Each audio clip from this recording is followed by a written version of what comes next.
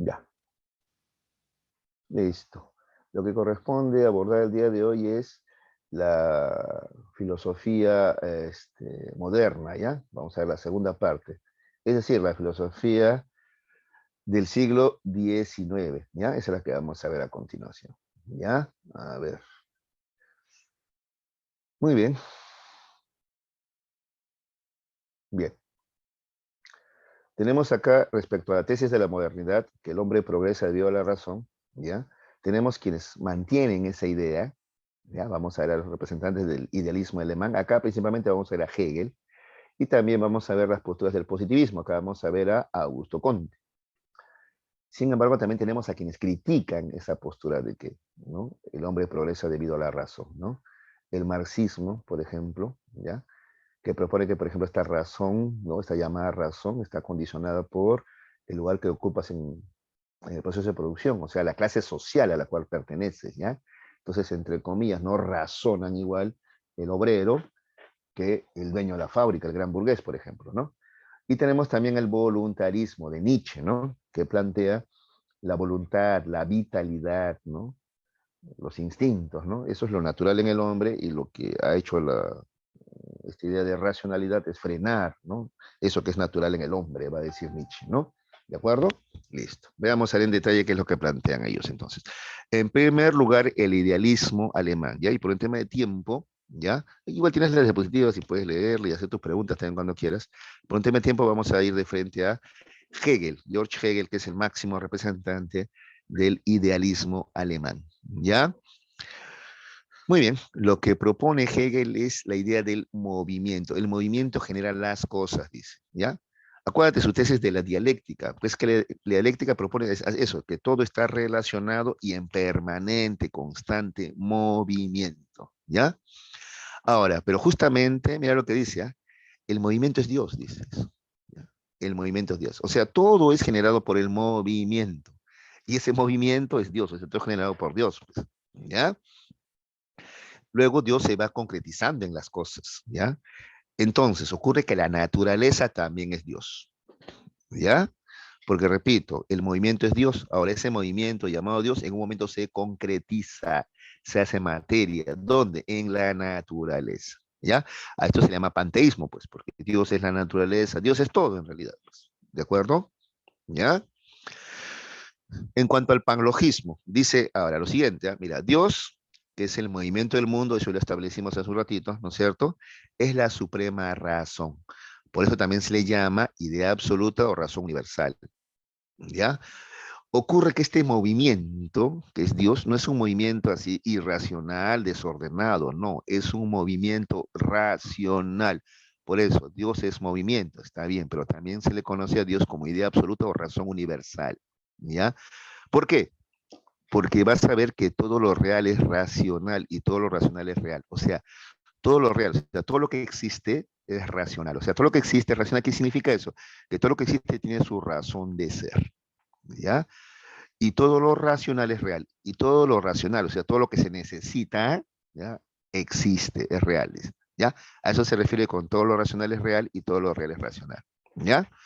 Mira, acá te lo explica con detalle. Y ese es el paralogismo, justamente, pues, ¿ya? Dice así, mira, como este Dios es la razón universal, entonces todo lo que existe es racional, es decir, tiene su razón de ser, su justificación racional, su porqué, de tal manera que si una cosa perdiese su razón de ser, entonces esa cosa desaparecería, ¿ya? ¿Te acuerdas que Leibniz ya proponía algo similar? Entonces, todo lo que existe tiene su razón de ser, te decía yo. Incluso imagínate, a ver, el insecto más insignificante, ¿ya? Tiene su razón de ser. No existe por gusto, existe por algo y para algo, ¿no? Acuérdate de la abeja, mira el papel importante de la abeja. Así también hay otros insectos que cumplen ya roles importantes. Entonces, todo lo que existe, existe por algo y para algo, tiene su razón de ser, ¿ya? Ese es el panlogismo, ¿ya? Todo lo real es racional. Todo lo real, todo lo que existe tiene su razón de ser, su porqué, ¿ya? Muy bien.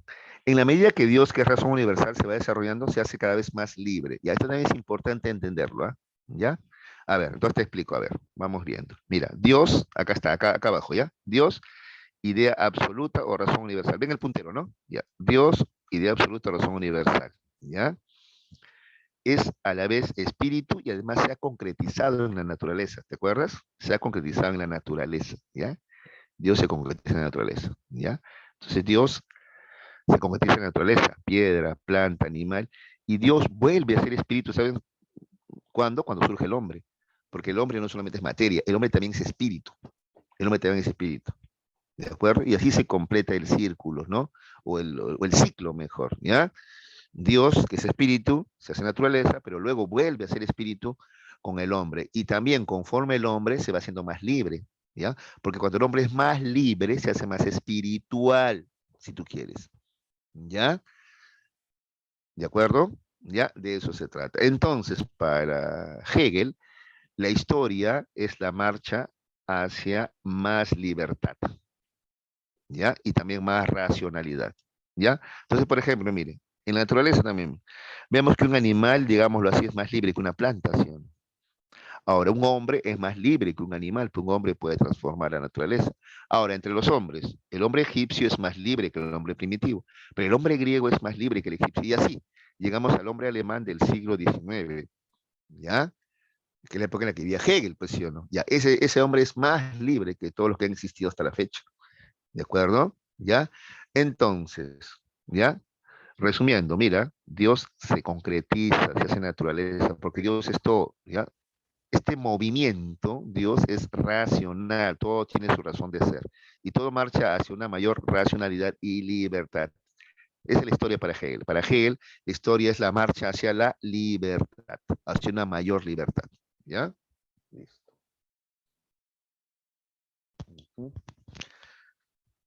Bueno, aquí hay algunas ideas ya, a ver, importantes. Ya está acá, el sistema del mundo. Ya dice, Dios, que es la idea absoluta, al desarrollarse y constituir el universo, pasa por tres momentos, ¿ya? Que podemos esquematizar del siguiente modo, ¿ya?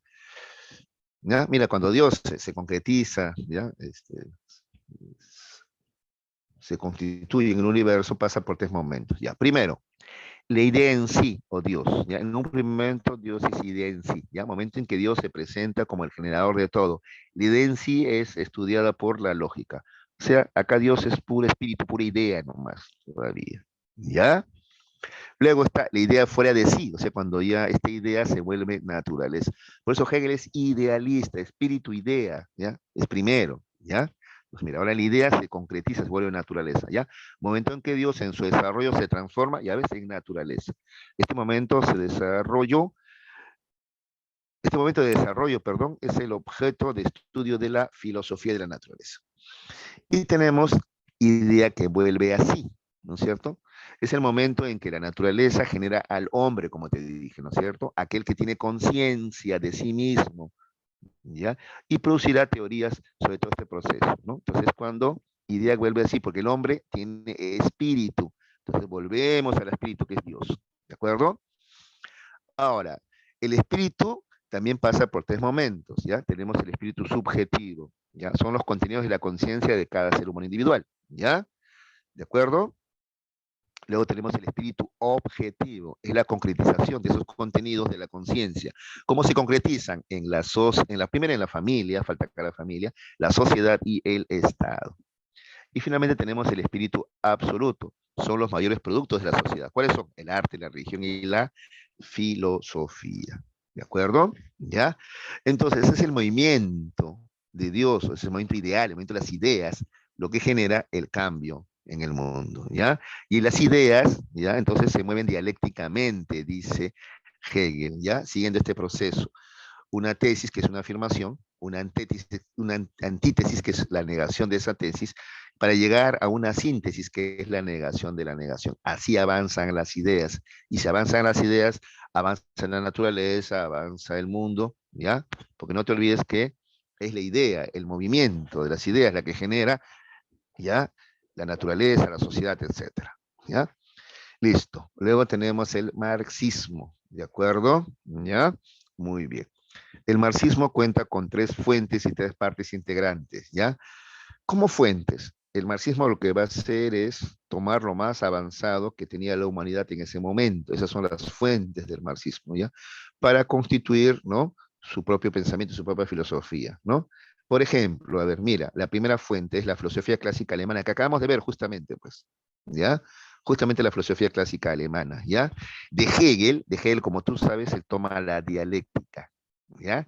Esto de tesis, antítesis, síntesis, ¿no? ¿Ya? Afirmación, negación, negación de la negación, ¿ya? Solo que Hegel, ¿ya? Decía que eso ocurría a nivel de ideas, ¿de acuerdo? Porque es idealista, pues. En cambio, Marx es materialista. Marx es materialista. Entonces, él va a decir que esa dialéctica ocurre en la naturaleza, ¿ya? En la materia, en la sociedad, ¿ya? Primero y después en las ideas, ¿ya?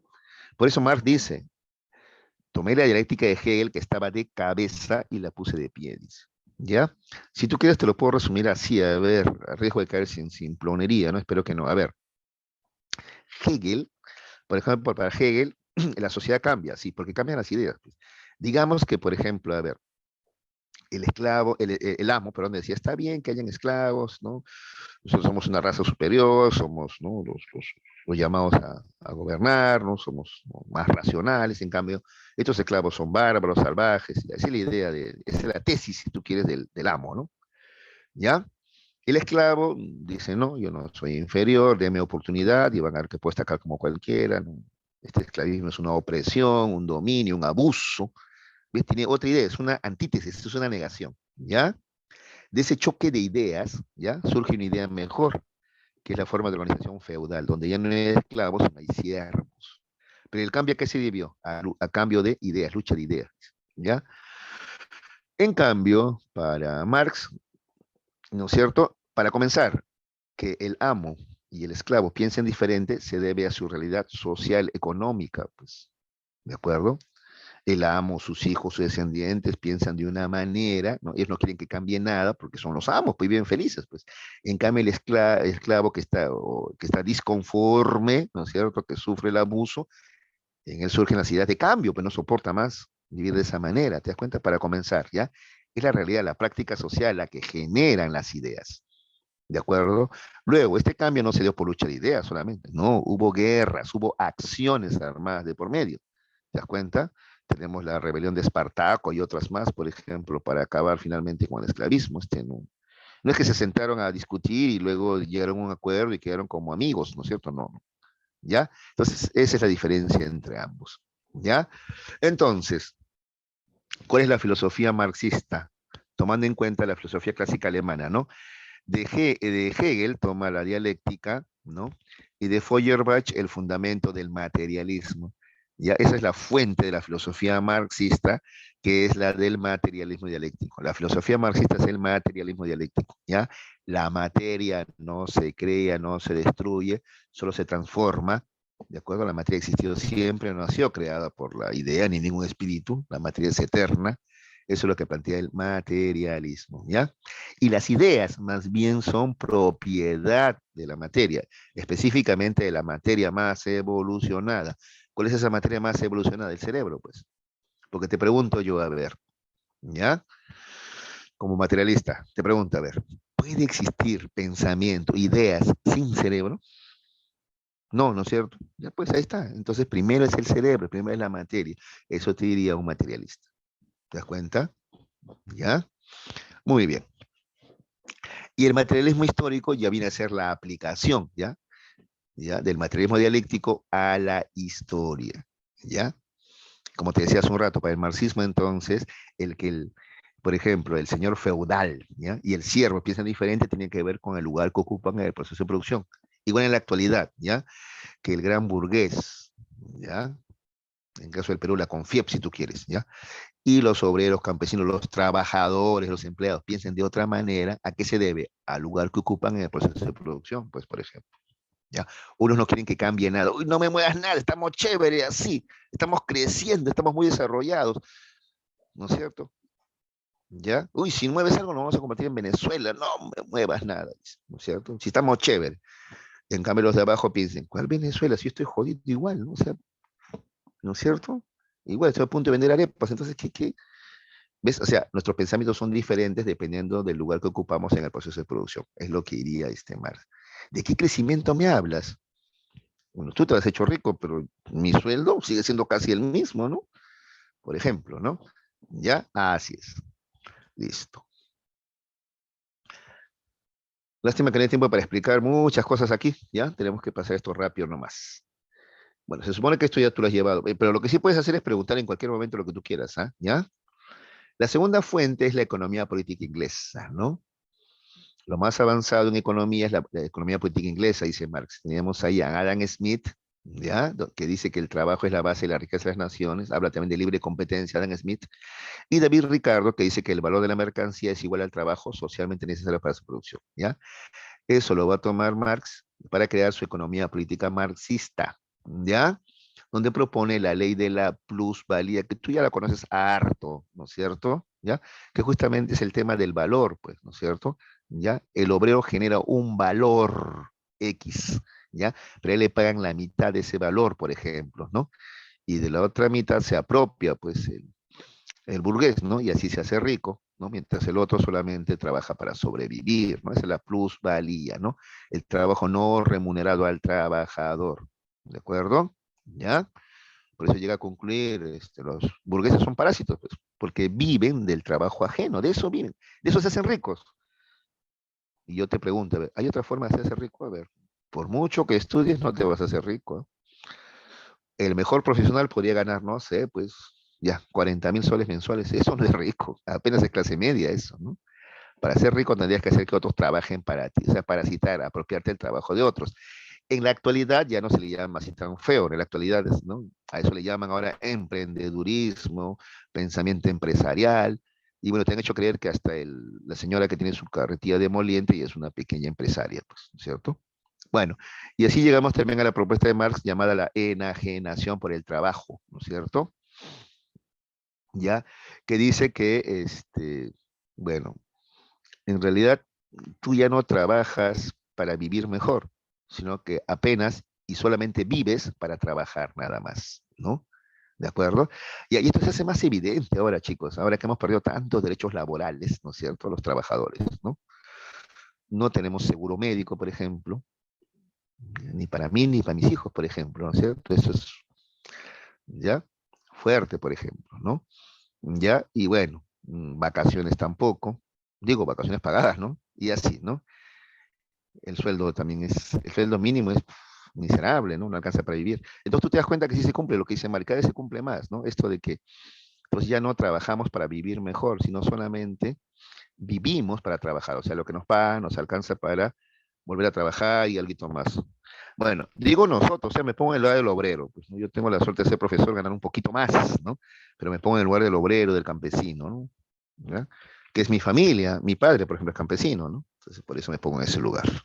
Listo. Luego tenemos el socialismo utópico francés, ¿ya? De Saint-Simon y Charles Fourier, ¿ya? De él se deriva el socialismo científico del marxismo, ¿ya? Que es la tercera parte del marxismo, ¿no? Donde te dice que la lucha de clases es el motor de la historia. O sea, los cambios no ocurren por lucha de ideas nada más, como decía Hegel, sino por lucha de clases, ¿ya? ¿De acuerdo? Entre explotadores y explotados, ¿no? También te habla acá de la alienación, ¿no? O sea, gente del proletariado, gente de la clase obrera que sin embargo defiende al rico, al gran empresario, ¿no? Esta alienación ha crecido mucho en la actualidad, porque repito, te han hecho creer que si tú eres dueño de una carretilla de moliente ya eres microempresario o pequeño empresario, ¿no? Se ha difundido bastante estas ideas de emprendedurismo, inteligencia financiera y otras más, ¿de acuerdo? ¿Ya? Entonces todos están convencidos de que pueden ser empresarios. Y te ponen ejemplos de casos excepcionales, pero te lo pintan como si fuera algo regular, ¿no? Te cuentan de, por ejemplo, cómo Billy Gates empezó pues en su cochera y mira, se ha hecho rico, ¿no? O Jobs era un estudiante universitario y se hizo rico, ¿no? O aquí en el Perú te cuentan el caso de los añaños, ¿no? ¿De acuerdo? ¿Ya? Entonces, pero si tú te pones a pensar, son casos excepcionales, ¿no? Uno en 1 millón, que uno en 10 millones, ¿no es cierto?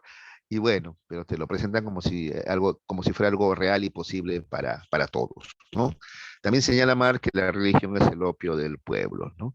Ya ese grito desesperado, dice, de una sociedad que no encuentra salidas, ¿no?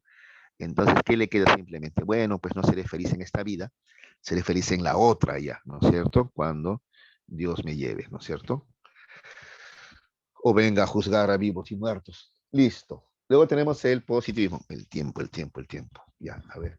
Déjame acordarme. Positivismo y tenemos que más allá acaba. Ah, voluntarismo. Y ahí sí termina, ¿no? Listo. Estamos bien, estamos bien. Ya, a ver, el positivismo, chicos, ¿ya? Bueno, aquí vamos a destacar principalmente a Augusto Conte, ¿ya? A ver, acuérdate que al positivismo se le llama también escepticismo metafísico, ¿ya? Escepticismo metafísico, ¿ya? Ellos no creen en la metafísica, ¿de acuerdo? Tanto es así que ellos consideran que la filosofía no aporta conocimientos, solamente la ciencia nomás, porque la ciencia tiene el método científico. ¿En qué consiste el método científico? Observación, ¿ya? Experimentación y verificación. Entonces, lo que no se puede observar ni experimentar, eso no es conocimiento, esas son creencias, suposiciones, ¿ya? Conocimiento, repito, solamente lo que se puede observar, experimentar. Por eso, los positivistas descartan la metafísica, ¿ya? Solamente se puede hacer ciencia de lo que se puede observar y experimentar, ¿de acuerdo? Y verificar además, ¿ya? Ese es el positivismo, ¿ya? Por eso ellos proponen que la física debe ser el modelo de la ciencia, ¿ya? El método de la física, que es el que te acabo de señalar, observación, experimentación y verificación, ¿ya? El método de la física es un conocimiento objetivo de los hechos de la naturaleza. Ese conocimiento no es solo para saber cómo son los fenómenos, sino para utilizarlos en beneficio del hombre, para la previsión, o sea, la predicción y la acción, ¿ya? La ciencia tiene que permitirte eso, predecir lo que va a pasar para que tú te puedas adelantar y actuar de esa manera, ¿ya? Muy bien. Por eso dice también Augusto Conte que son los filósofos positivistas quienes deben dirigir la sociedad industrial, ¿ya? Muy bien. También propone la sociología. Bueno, se le considera el padre de la sociología, pero mira cómo lo presentaba Augusto Conte, esto de la sociología, ¿ya? Dice así, existe una física natural, ¿ya? También entonces es posible construir una física social, ¿ves? Es la aplicación de la física, mira, a las ciencias sociales, pues física social, ¿ya? Una ciencia que permite el conocimiento riguroso de las sociedades, ¿ya? Aplicando el método, ¿ves? De la física a los asuntos humanos, ¿no? Bueno, como si los humanos fuéramos, por ejemplo, robotitos, ¿no? Que actuamos siempre igual, ¿no? Bueno, ¿ya? A ver, acá está su cuadrito, física social, ¿ya? Sociología se divide en dos, dice, ¿no? La estática social y la dinámica social. Pues, igual que la física, ¿te acuerdas? En física también hay, ¿no? Estática y dinámica, ¿no? Igualito, ¿ves? La estática social tendría que estudiar el orden de las sociedades, ¿ya? Es decir, cómo las sociedades están organizadas en una etapa de la historia. Mientras que la dinámica social tendría que estudiar más bien el progreso, que es el cambio, el movimiento, pues, ¿no? De las sociedades, ¿ya? Es decir, cómo las sociedades progresan a lo largo de la historia. Sobre esto segundo, a ver, ¿ya? Respecto a cómo progresan las sociedades, ¿ya? Augusto Conte plantea que la sociedad ha atravesado por tres estadios. La humanidad, ¿ya? Ha atravesado por tres estadios, ¿ya? Acabas de entender mejor esto del positivismo, ¿de acuerdo? ¿Ya? Mira aquí el cuadro, ¿ya? Progreso de la sociedad, dice, ¿no es cierto? Desde abajo tenemos el estadio teológico religioso, luego tenemos el estadio metafísico abstracto, y finalmente el estadio positivo, de ahí viene el término positivista, o científico, ¿ya? El estadio teológico o religioso, dice Conte, viene a ser la infancia de la humanidad, ¿ya? Así como un infante es fantasioso, la humanidad en su comienzo, en sus inicios también es así. Porque este periodo teológico o religioso, ¿ya? Es desde la época primitiva, o sea, ¿ya? Hasta que surge la filosofía, pues, ¿ya? Es el periodo teológico religioso, hasta que surge la filosofía. Porque cuando hablamos de filosofía, ya estamos hablando del siguiente estadio, que es este acá, el segundo, el metafísico abstracto, ¿ya? Entonces, ¿cómo es este estadio teológico religioso? Dice acá, se utilizan dioses o fuerzas externas para explicar todo lo que ocurre, ¿ya? Están buscando causas o principios, ¿ya? Y encuentran respuesta a estas causas o principios en los dioses o fuerzas externas. Es decir, ocurrió un fenómeno natural, por ejemplo, ¿de acuerdo? Un rayo, un trueno, entonces la explicación era teológica, religiosa, algún dios está molesto. Y eso no solamente lo decían los griegos y su mitología, si tú ves también los escandinavos también, o sea, los vikingos también, ¿sí o no? También hablaban de un dios del rayo, del trueno, ¿no? Odín, Thor, y así en otras culturas también, ¿de acuerdo? ¿Ya? En general, el hombre explicaba las cosas basado en la religión y la teología, o si tú quieres también la mitología también, ¿ya? ¿De acuerdo? Lo mismo, si el mar se encrespaba, la marea subía, el hombre también atribuía eso a el disgusto de algún dios o dioses, por ejemplo, ¿ya? Neptuno, Poseidón, Aquaman o quien tú quieras, ¿de acuerdo?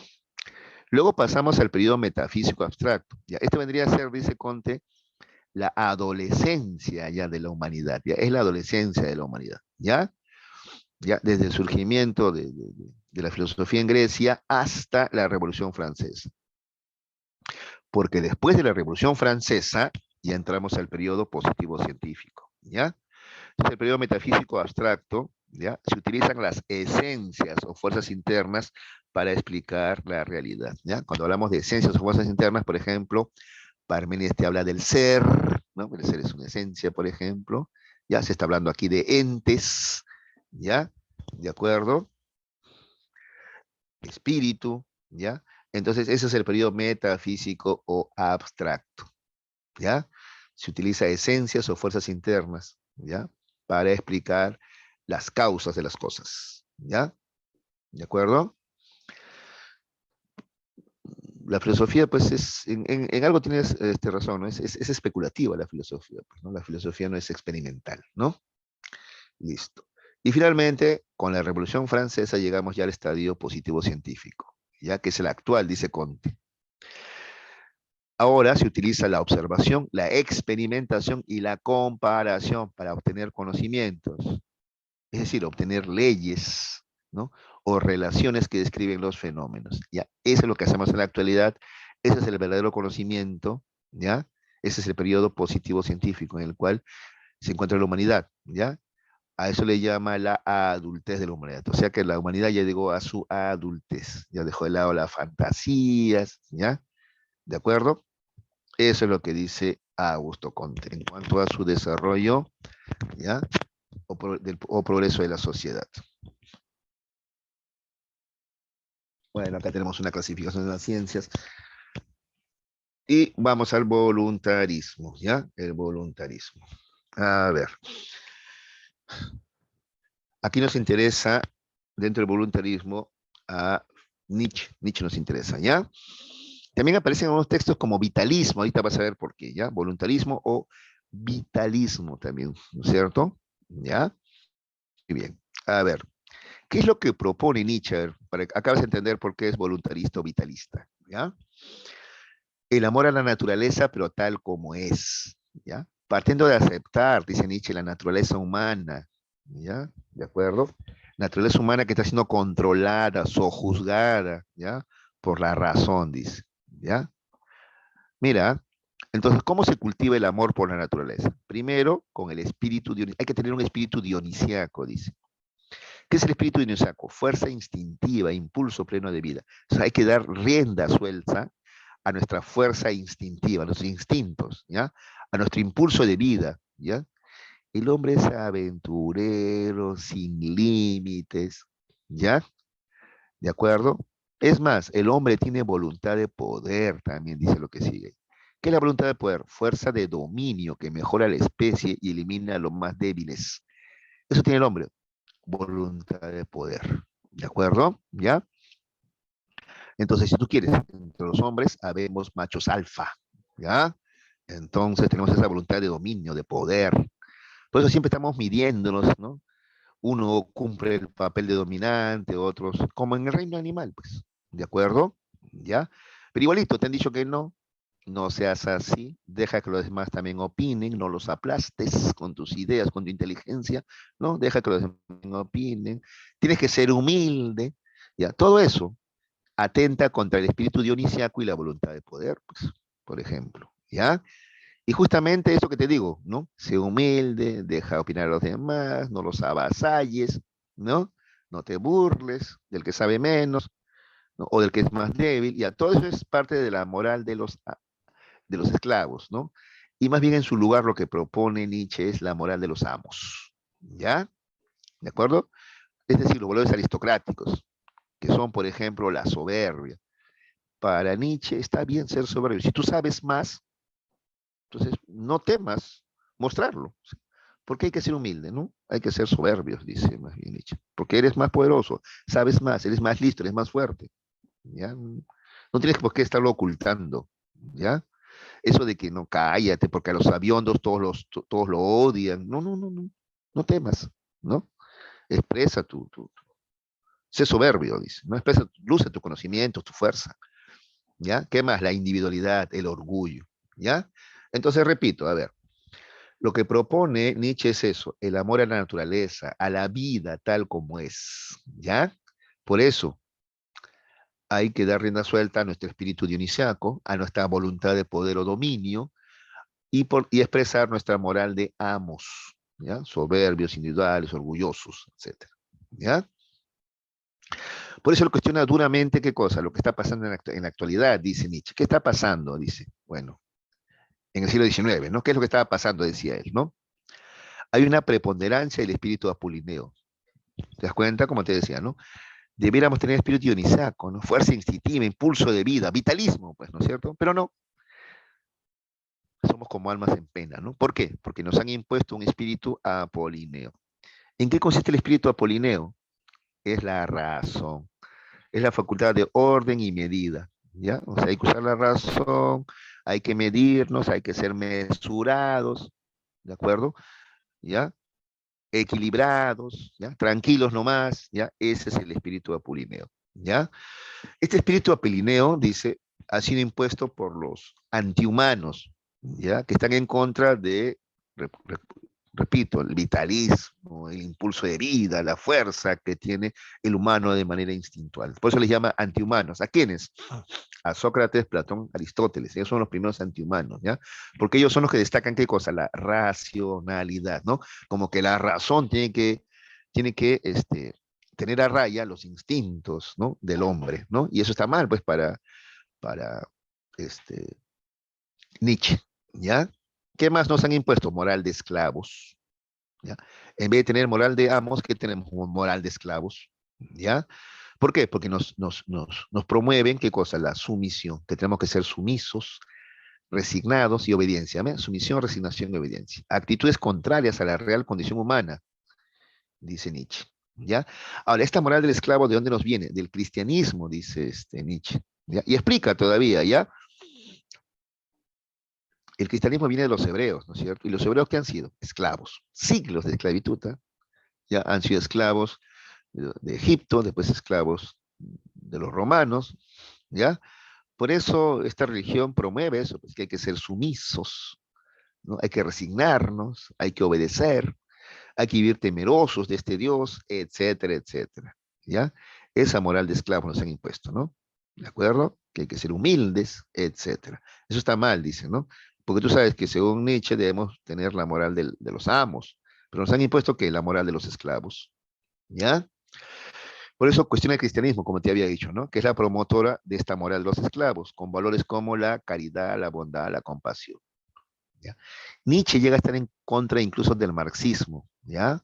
¿Por qué? Porque el socialismo, dice, promueve esta actitud de revancha y de igualdad entre los hombres, ¿ya? Y no, pues no te olvides que para Nietzsche debe imponerse más fuerte, ¿no? Entonces, si un hombre siente el impulso de dominar, gobernar a los demás, debe hacerlo, ¿ya?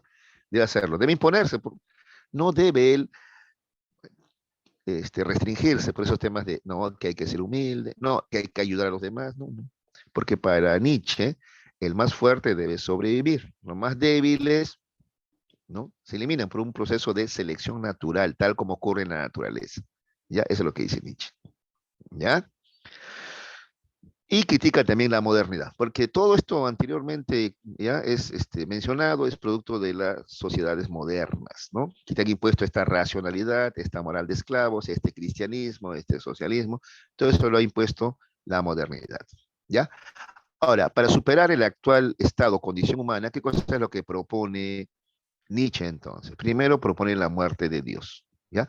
Que es el fin de toda verdad absoluta que nos ha impuesto la modernidad. ¿Ya? A ver, por ejemplo, una verdad absoluta es esto, hay que ser humildes. es algo que muy pocos se atreven a cuestionar, ¿sí o no? ¿No? Hay que ser humildes, no, no, no, no, no, no podemos ser soberbios, y nadie lo cuestiona, se toma como una verdad absoluta, ¿ya? Por eso de repente a uno le está chocado cuando acá han escuchado a Nietzsche que dice, ¿y por qué? ¿Por qué humilde? ¿Quién te ha dicho que la humildad es buena? ¿No? Hay que ser soberbio más bien, dice. Soberbio se refiere, no vanidoso, no, o sea, no temas expresar tus ideas, pues, y que vas a hablar más porque sabes más, bueno, hazlo, pues, ¿cuál es el problema? Eso no es culpa tuya, ¿no? El problema es los demás, ¿no? O que vas a ofender susceptibilidades porque el otro ignora o es conservador, eso no es culpa tuya. Tú exprésate nomás, ¿de acuerdo? ¿Ya? Entonces, ya esto es. Ahora un paréntesis, yo la verdad esto lo he vivido en carne propia, ¿ya? Porque yo siempre he sido muy humilde porque así me han educado a mí, ¿no es cierto? Yo me acuerdo cuando, las primeras cuando todavía joven, todavía empezaba a trabajar. Entonces, por ejemplo, yo, ¿no? Muy humilde, ¿no? Yo me acuerdo que un amigo me decía, ¿no? Tienes que marketearte más, me decía, ¿no? Y la verdad comencé a sacar mis credenciales y la verdad, honestamente, se los cuento como experiencia de vida, ¿ya? A ver, pero tómalo con pinzas, ¿ah? ¿Ya? Pero me fue mejor cuando empecé a, ¿verdad? Marketearme, ¿no? ¿Ya? Ya comencé a decir las cosas como son. Pues yo soy psicólogo, o sea, formado en San Marcos, además, ¿no? Por si acaso, ¿ah? Entonces, yo soy muy fuerte en psicología, ¿no? Entonces, déjeme dictar psicología, ¿no? O sea, ¿por qué no? A ver, ¿no? Así, ya tuve que hablar así, ya. Entonces, denme más horarios. Incluso a un director le hablé, un director que quería a otro profesor más antiguo, más rankeado. Yo le dije de frente, ¿eh? Director, me he enterado que usted quiere a ese profesor y no a mí. Yo le digo una cosa, yo vivo acá cerca y me conviene trabajar acá y usted no va a perder nada, porque yo no tengo nada que envidiar a ese profesor, ¿ah? Soy tan bueno o de repente mejor que él. Así le hablé, ¿ah? O sea, no lo podía creer después, pero mira cómo es, ¿no? Mi formación, ¿no? Después salí avergonzado, ¿qué he hablado? Creo que he sido muy soberbio, pero me funcionó, conseguí ese trabajo y menos mal, me fue bien, ¿no? Me fue bien, ¿no? Listo, muchachos. Entonces, bueno, a veces, no sé, digo, hay cosas que Nietzsche dice que podrían ser tomadas en cuenta de repente, ¿no? Listo, bueno, ahí lo voy a dejar. Ah, también, pero ¿por qué este nombre tan feo, ¿no? La muerte de Dios, ¿no? O sea, de ideas absolutas. Lo que pasa es que también, jovencitos, la gente en Europa deja de creer en Dios. A eso le llama él la muerte de Dios. Ya deja de creer en Dios, ¿no es cierto? Y no te olvides que esta idea de Dios también es porque había gente que pensaba así antes, ¿no? O sea, nada va a cambiar, ¿no? Todo va a cambiar en todo caso cuando venga el Señor por segunda vez, ¿no es cierto? A juzgar a los vivos y a los muertos, ¿no? Entonces eso está mal, pues eso de esperanzarte en un Dios que te va a resolver todo. No, tú mismo tienes que resolver las cosas, ¿ya? A eso también se refiere con la muerte de Dios, ¿ya? Pero es que sin Dios yo no sabría qué hacer, qué camino seguir, qué valores seguir, ¿no? Sí sabes, sí puedes. Puedes crear tus propios valores, puedes crear tu propio camino, ¿ya? A eso justamente, ¿ya? A ese hombre nuevo, ¿ya? Que es capaz, ¿ya? De crear su propio camino, sus propios valores, justamente Nietzsche le llama el superhombre, ¿ya? ¿Qué es el superhombre? Es el nuevo hombre, producto de la transmutación de los valores. ¿Qué es la transmutación de los valores? ¿Ya? Una vez denunciadas, dice, las verdades de la modernidad, se debe adoptar nuevos valores, la moral de los amos, unos nuevos valores. De repente, chicos, a ver, ustedes con lo listos que son, se les habrá ocurrido, ¿no? Pero, a ver, ni humilde ni soberbio, ¿qué tal si buscamos otro nombre, ¿no? Sincero, ya, listo, sincero, ¿no? Porque tampoco es ser soberbio, ¿no? O sea, porque a veces de repente ustedes dicen, profe, pero eso es soberbia, estar encarando a los demás, yo sé más que tú, yo conozco más. No, no, no, no, tampoco es compararse, ¿no? Entonces, tampoco, pero tampoco es restringirse. Entonces, busquemos algo intermedio, te diría Nietzsche de repente, ¿no? A eso le llama transmutación de los valores, cambio de los valores. ¿De acuerdo? Cambio en el enfoque de los valores, ¿ya? Entonces, el superhombre hace eso, ¿ya? Es producto de la transmutación de los valores y también producto de la muerte de Dios. Ya está esperando que Dios ya le resuelva todo. Él mismo, ya, toma su destino en sus manos, ¿ya? Es el verdadero ser humano, ¿ya? ¿Por qué el verdadero ser humano? Porque este sí da rienda suelta, ¿a qué? A su espíritu dionisiaco, a la moral de los amos y a la voluntad de poder. Porque el humano es así, ¿ya? Igual que cualquier animal, ¿ya? Tiene voluntad de poder, ¿ya? O sea, en donde puede, él va a tratar de dominar, mandar, imponerse, ¿de acuerdo? Y eso no está mal, según Nietzsche, ¿de acuerdo? Ay, ay, ay. Yo tengo amigos, dos amigos muy cercanos, seguidores de Nietzsche, ¿no? Uno de ellos es profesor de filosofía justamente en otro colegio donde trabajo, ¿no? Y él, por ejemplo, él dice así, ¿no? Yo estoy por encima del bien y del mal, ¿no? De esta sociedad, ¿no? Dice él, ¿no? Porque él propone la transmutación de valores, pues, ¿de acuerdo? ¿Ya? Y actúa así, ¿eh? Él sí es el que, de los que dice, pues, responde de manera a veces tosca, ¿no? ¿De acuerdo? Para mi gusto, tosca, ¿no? Pero él dice que no, él simplemente es sincero, ¿no? Más bien dice que yo me reprimo, dice, ¿no? Se me está siendo reprimido, ¿no? ¿De acuerdo? Luego tengo otro amigo que incluso le aconseja a su hijo, ¿no? Él es psicólogo como yo, es mi promoción, ¿no? Y a su hijo le aconseja así, ¿no? Tú tienes que tener la mentalidad de un macho alfa, le dice. Mira, macho alfa, yo me quedé sorprendido, ¿no? Pues es en el reino animal, pero luego me acordé, claro, Nietzsche propone eso, pues, ¿no? Macho alfa. Tú, por ejemplo, entras a una habitación donde en una reunión otros jóvenes y tú seguro de ti te impones y vas a ver cómo eso atrae a la chica, le dice incluso, le aconseja, ¿no? Bueno, ahí está. Yo le digo, oye, es honesto lo que haces? Y me responde igual que el otro, ¿no? Yo estoy por encima del bien y del mal, dicen, ¿no? Un poquito, parafraseando a Nietzsche. Listo, muchachos, ahí lo voy a dejar, ¿ya? Solamente quería esto último comentarte, porque como siempre te digo, la filosofía es viva, hijos, ¿ya? Tiene aplicación práctica. De eso a veces poco hablo de repente por un tema de tiempo aquí, ¿no? Pero eso quiero que sepas, ¿ah? Muy bien, vamos a la práctica dirigida, Juancito. A ver, acá quiero su participación, ¿ya? A ver. Uno, el fundamento de la crítica religiosa es, el hombre hace la religión y no ya la religión hace al hombre. Y verdaderamente, la religión es la conciencia y el sentimiento que de sí posee el hombre, el cual aún no alcanzó el dominio de sí mismo o lo ha perdido ahora. Este estado, esta sociedad produce la religión, una conciencia subvertida del mundo, porque ella es un mundo subvertido. La religión es la interpretación general de este mundo, su resumen enciclopédico, su lógica en forma popular, su point d'honneur espiritualista, su exaltación, su sanción moral, su solemne complemento, su consuelo y justificación universal. La miseria religiosa es, al mismo tiempo, la expresión de la miseria real y la protesta contra ella. La religión es el sollozo de una criatura oprimida, es el significado real del mundo sin corazón, así como es el espíritu de una época privada de espíritu, es el opio del pueblo. ¿Ya? De la lectura del texto se desprende que la crítica religiosa marxista se sustenta o es propio de, a ver, ¿quién me responde la pregunta? Sí, porque ya sabes que todo esto es de Marx, ¿no? Si te quedaba dudas, al final esta cita es de Marx, ¿no? Que la religión es el opio del pueblo, es lo que dice Marx, ¿no? Y ahí está su sustento, ¿no? Anterior, ¿ya? Muy bien, pero ahora te preguntan lo siguiente. De la lectura de este texto, ¿no? Se desprende que la crítica religiosa marxista se sustenta o es propio de...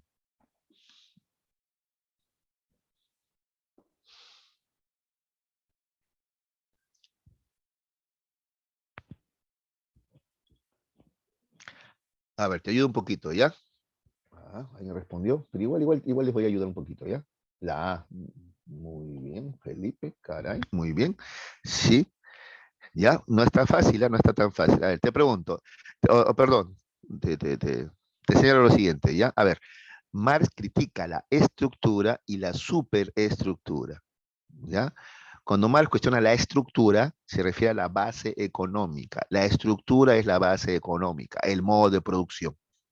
Entonces Marx, por ejemplo, critica la estructura, por ejemplo, capitalista y dice, ¿no?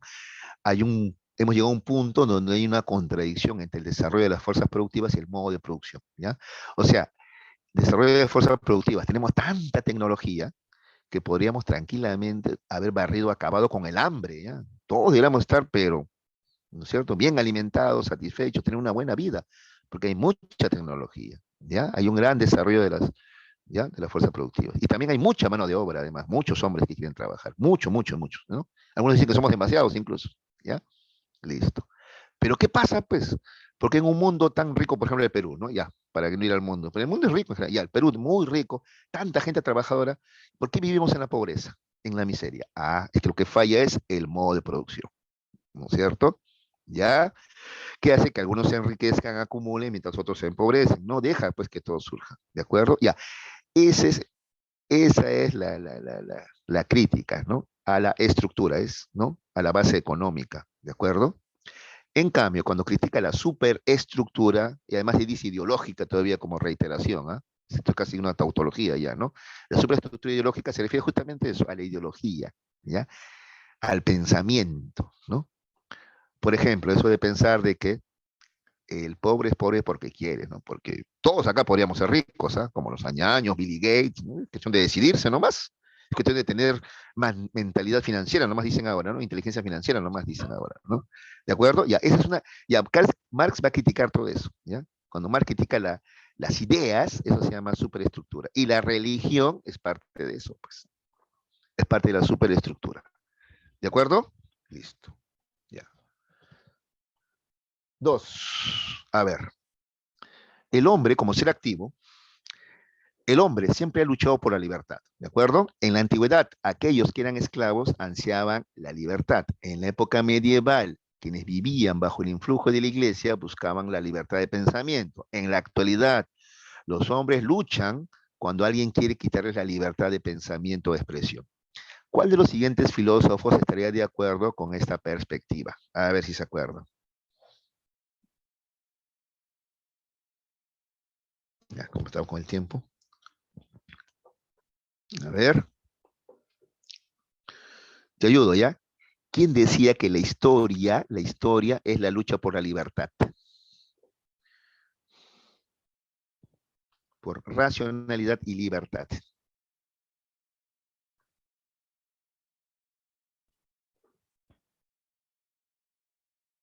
Ya, a ver, te ayudo con esta imagen, ¿ya? Acá está.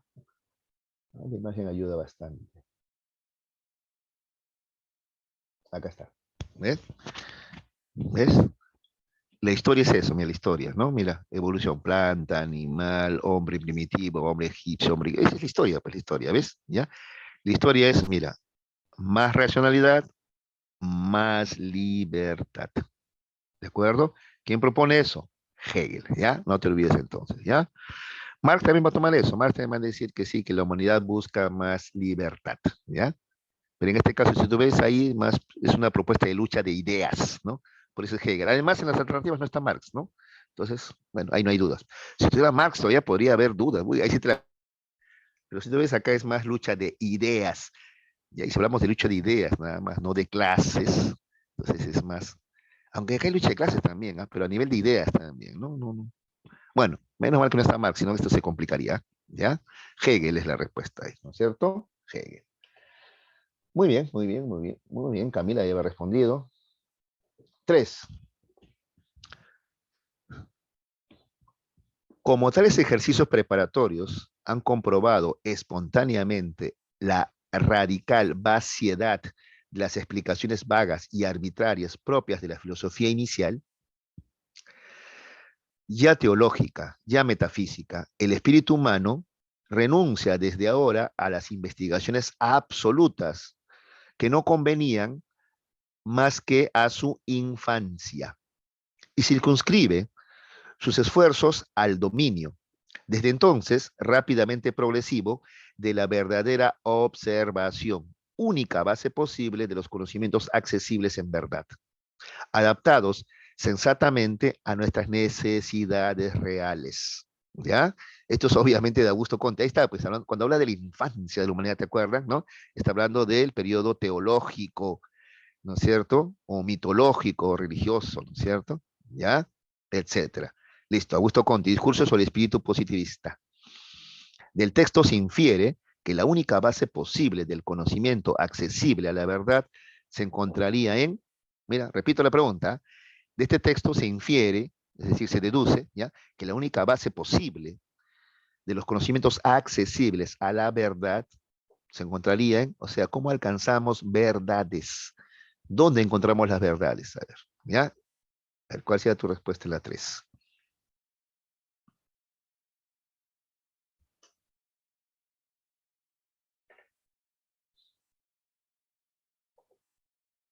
De acuerdo, muy bien, Camila. Claro. Los hechos positivos o también llamados hechos empíricos, ¿ya? ¿De acuerdo? De ahí nomás se obtienen conocimientos, ¿ya? La especulación espontánea, no, eso es filosofía. La intuición metafísica o teológica, bueno, esa es mitología, religión, es del periodo mitológico. Investigaciones, ahí está chévere. Ah, pero absolutas, no, eso no existe. Pues. Eso es hallar esencias. Eso también corresponde al periodo metafísico, ¿no? La única fuente de los conocimientos, ¿no? Es aquella en la cual partimos de los hechos positivos o empíricos, empíricos. Estos son observables, ¿ya? Observables, ¿ya? ¿De acuerdo? Y verificables también, ¿ya? Eso es lo que propone Augusto Comte, ¿no? Bueno, así están viniendo las preguntas ahora a San Marcos, ¿no? Así, citas textuales. A veces es complicado porque el lenguaje que utilizan, ¿no es cierto?, los autores, ¿no es cierto?, es así un poco denso, ¿no? Denso, ¿no es cierto? ¿Ya? Aparte de que también le ponen ahí una cuota de elegancia que también confunde, ¿no? Confunde, porque podrían esto extenderlo más, hacerlo más explícito, pero no, tratan de decir bastante en poco espacio, en pocas palabras. Entonces por eso es denso, ¿no es cierto? Pero hay que acostumbrarnos, pues, ¿ya? No queda de otra. Ah, otro también es el poco tiempo que le estoy dando, ¿no? En un examen de admisión tú vas a tener más tiempo para resolver esto, ¿no? Pero usted sabe, ¿no? Tenemos 50 minutos, tiempo que ya me pasé incluso, ¿ya? A ver, voy a abreviar esto, ¿ya? A ver, 4. Parménides propuso como principio de todo lo existente el ser, ¿te acuerdan? ¿Ya? Este único, perdón, el ser, ¿no? Es único, imperecedero, eterno, inmutable, inmóvil y perfecto. No obstante, solamente es pensable, ¿ya? Ya que los sentidos no otorgan apariencia, ¿ya? Perdón, nos otorgan apariencia, los sentidos nos otorgan apariencia, pero no realidad. O sea, no podemos captar pues el ser con los sentidos, ¿no? ¿Ya? De acuerdo con lo señalado por Conte, ¿ya? ¿En qué estadio del pensamiento se encontraría la propuesta de Parménides? En el estadio metafísico. Además, tú sabes, pues, estadio metafísico es el de la filosofía. ¿Y Parménides qué es? Filósofo, pues, en todo caso. Hasta por eso, si no entendías bien el texto, ¿ya? Por un tema ya de conocimientos o bagaje, tú vas a marcar acá la B, ¿ya? ¿De acuerdo? ¿Ya? Metafísico. Muy bien, muy bien. 5. Un candidato, ¿ya? A la alcaldía de su ciudad aseguró que en el último debate que de ganar las elecciones impulsaría las oportunidades de trabajo para todos los vecinos, pues cree que el trabajo es el motor del progreso económico y del desarrollo social. ¿Ya? ¿Qué postura filosófica es afín a lo manifestado por el candidato? Ya, si hablamos de base económica, social, trabajo, al toque es el marxismo, ¿ya? Aunque la verdad, esta pregunta la saqué de la presa San Marcos, ya no es la mejor, ¿ah? Porque Marx no dice que el trabajo por el trabajo, un trabajo que sea, pues, que permita el desarrollo, ¿no? del ser humano. Por ejemplo, yo como profesor, yo tengo un trabajo privilegiado, yo que estoy trabajando, pero a la vez desarrollándome, ¿no? Ponte en el lugar de un obrero, de un campesino, ¿no? Esto no es cualquier trabajo, ¿ah? Pero bueno, acá es Marx, no hay otra posibilidad, ¿ya? 6. Fátima requiere estudiar filosofía en la universidad, sin embargo ha recibido muchas críticas al respecto, pues muchas personas creen que los filósofos se dedican todo el tiempo nada más que a pensar y no contribuyen mediante acciones a ningún cambio sustancial en la sociedad. Por las mismas razones, él criticó las posturas filosóficas anteriores a él. O sea, ¿quién tenía esa postura? A ver, de decir que el filósofo no contribuye con acciones concretas. A ver, ¿quién podría ser?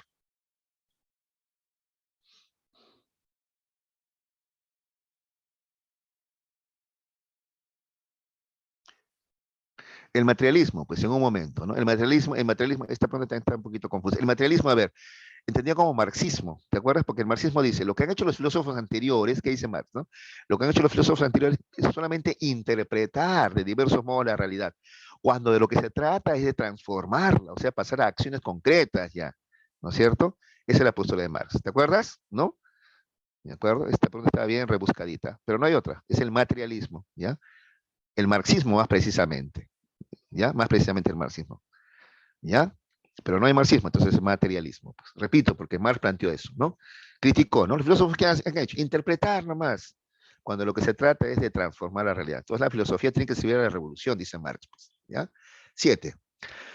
Durante los últimos meses, Paolo ha estado recibiendo terapia psicológica. En estas sesiones, el especialista le ha dicho que durante su experiencia profesional ha observado que el ser humano pese a los problemas y adversidades, siempre se aferra a la vida por su deseo de hacer más cosas. ¿Ya? El pensamiento concuerda sobre todo con lo dicho por el filósofo.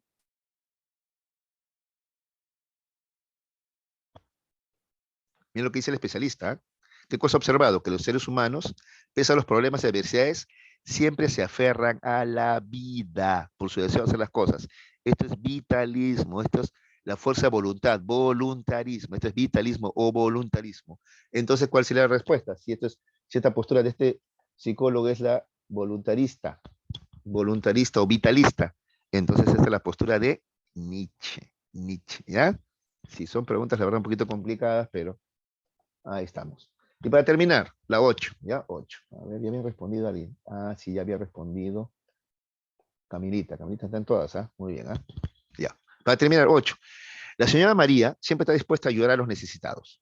La semana pasada, mientras paseaba por el Girón de la Unión, le dio limosna a un anciano. Ayer, mientras caminaba por la avenida Tacna, entró al santuario de Santa Rosa de Lima para entregar una ofrenda. Además, siempre valora la humildad y la sencillez como las cualidades más importantes en las personas que conoce. De lo anterior se puede colegir que, a ver, ¿qué cosa deducimos? A ver.